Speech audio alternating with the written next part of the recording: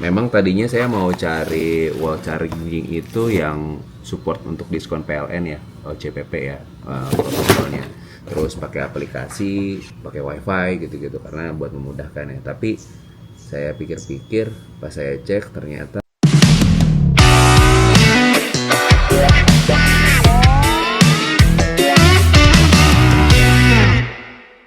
kita pakai portable chargingnya jadinya, tapi kapasitasnya ini seperti wall charging karena dia bisa support sampai 7,7 kW ya, 32 ampere ya.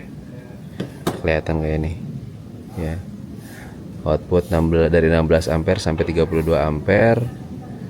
Oke, dan ini sudah memenuhi ya kebutuhan buat di mobil ya. Kalau misalkan udah penuh mati sendiri, terus ada anti grounding dan segala macam. Rekomendasi dari Om Deon Oswari. Nah, di member BYD di Facebook ya. Jadi modelannya dia inputnya pakai colokan yang buat genset ya. Ini. Nah, dia sudah sepaket dibawain sama cewekannya juga. Nah, ini kita lihat speknya ya. Fungsionalnya di sini udah ada overheat protection, terus over voltage protection, overload protection, sama leak protection ya. Gitu. Saya sih nggak ngerti-ngerti amat ya, cuman ya kata Om Deon, ini bahkan sama yang harga 3 jutaan, ini kan harga 1, sekian ya, saya lupa, nggak nyampe 1,1 atau 1,2 ya, gitu. Itu udah sama kayak yang 3 jutaan gitu, dan ini udah cukup banget. Memang tadinya saya mau cari wall charging itu yang support untuk diskon PLN ya, CPP ya, protokolnya. Terus pakai aplikasi, pakai wifi gitu-gitu karena buat memudahkan ya. Tapi saya pikir-pikir, pas saya cek ternyata kalau keterangan yang saya tahu ya, si aplikasi diskon dari PLN itu terdaftarnya cuma sampai Desember ya. Informasi sejauh ini ya, bisa jadi diperpanjang atau di stop gitu. Jadi kayak cukup menguntungkan sih 30%, tapi kayaknya karena unitnya kalau support OCPP itu jarang dan harganya mahal, jadi agak kurang worth it aja saya pikir gitu. Terus untuk setting-setting kayak delay charging, jadi misalkan baru start charging segala macam, kayaknya ini ada, saya nggak tahu, nanti kita cek lagi ya.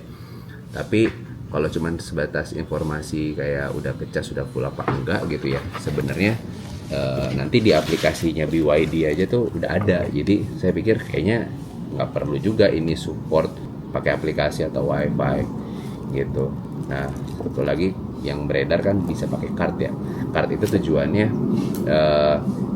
supaya nggak sembarangan orang gitu ya. Kita kalau misalkan kayak di apartemen dan segala macam, itu kan orang bisa ngelihat wall charging kita, takut colok nanti jadi dia pakai wall charging kita kan. Makanya adalah RFID card itu, jadi harus tap dulu baru bisa ngecas.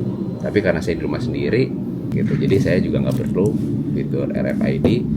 Akhirnya ya udahlah, saya cari yang paling murah aja, lumayan kan, karena habis ini saya harus beli kabel dan segala macam, banyak peralatannya, bisa saving ke sana. Yang penting memenuhi dengan kebutuhan gitu. Yang saya cari ya cuman support 7,7 kW ya, 32 ampere minimal gitu, biar bisa cepat, sebatas itu. Dan protection sederhana yang basically semua merekan ini juga menyediakan. Alhamdulillah udah jadi ya, ini SLO ya, ini D dan LCLO bentuknya kayak begini. Jadi prosesnya itu 1 hari jadi ya, ada daftar sehari, survei sehari, terus besoknya jadi langsung. Ini dipasangin di positif negatif ya? Iya, positifnya biasanya kan di sana biasanya ada warna hitam, Warna coklat. hitam. Kalau biru biasanya negatif.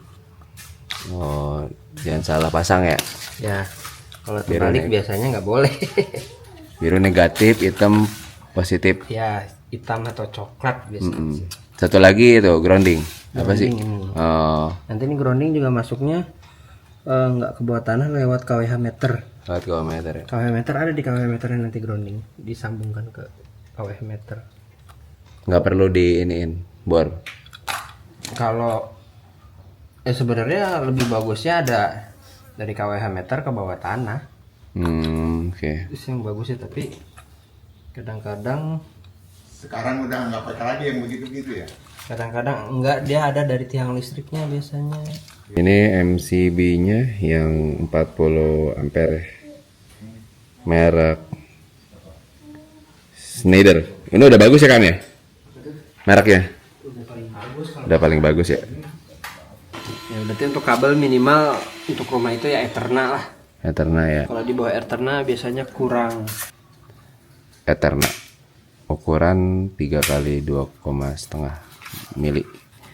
Tiganya itu maksudnya 3 cabang ya Kang ya? Tembaga. Ya, isi tiga cabang. Tuh, Kak, kelihatan. Nah, 3 cabang tuh. Terus 2,5 mili ya tebalnya tembaganya. Kurang lebih kayak tadi tuh yang kuning-kuning. Nah, segede gini tuh ya Kang ya. Iya. Tuh, yang model kayak begitu. Tinggal masukin ke colokan apa nih namanya, CCE ya, Iya. si buat genset lah yang colokan 3 gini modelnya. Selesai setup untuk wall chargernya. Ini portable charger yang kita buat jadi wall charger.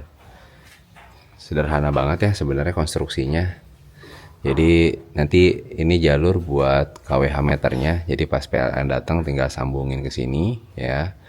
Masuk ke MCB. Di sini kita pakai MCB 40 ampere merek Schneider 2 biji, satu untuk ke colokan buat ya segala-segala lah, misalkan buat vacuum cleaner apa segala macam bersihin mobil. Terus yang satu lagi ke wall chargernya ya, kWh-nya 7,7 kW ya, kayak gitu.